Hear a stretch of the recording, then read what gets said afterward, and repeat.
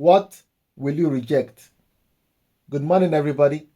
Today is Sunday, the 12th of September 2021. My name is Reverend David Ibiayo, and these are my thoughts. Mr. Desperate had been married for 5 years, and the challenge in his marriage was the fact that his wife was barren. He then decided to accept the fact that his wife was barren and could not bear him a child.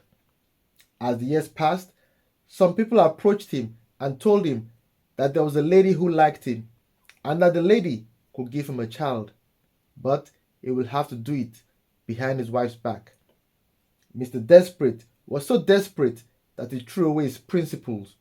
He could not reject the offer, and before you knew it, the lady they introduced to him was pregnant for him.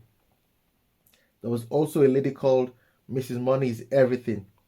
She had been married to her husband for 3 years, and he struggled financially to provide for his family, and he later lost his job, and he could no longer provide for his family, and this made his wife, Mrs. Money is Everything, start to think of her next move. After a couple of months, she bumped into an old school friend who invited her out for lunch, and he would later promise her so many things, and before you knew it, Mrs. Money is Everything could not reject what she was offered, and the next thing she did was to move out of a matrimonial home. We live in a world where having principles is not something that counts for anything in the eyes of some people. What is important is for you to get what you want or desire without any care of how you get it. We now come to the story of Mr. Principal, who was in hospital for over 2 months, and his condition was worsening daily.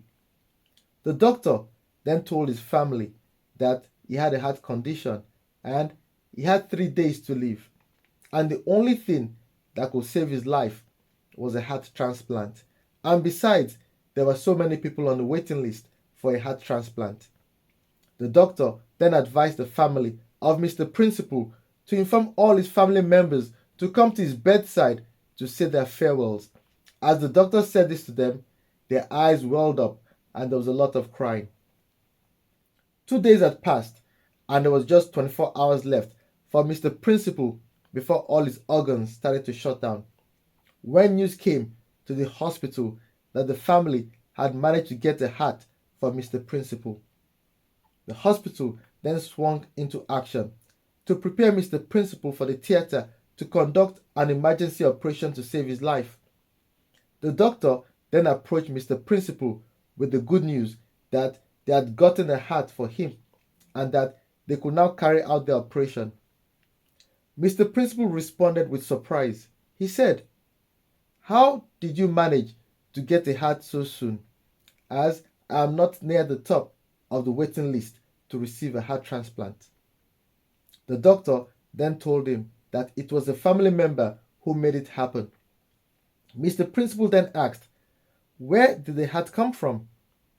Before he could finish his question, one of his family members shouted, "Just keep quiet and carry on with the operation. This is a matter of life and death." Mr. Principal rejected their offer as they couldn't explain to him how they got the heart they were offering him. He then said, "One mustn't be so desperate in life to get what they want at any cost, and one should also not believe that money is the answer to everything." Jesus Christ had a choice to sacrifice his principle and escape death of the cross, or stick to his principle and die honorably, only to rise up on the 3rd day. Will you reject your principles or stick to your principles? Take care, keep safe, and remain blessed. Amen.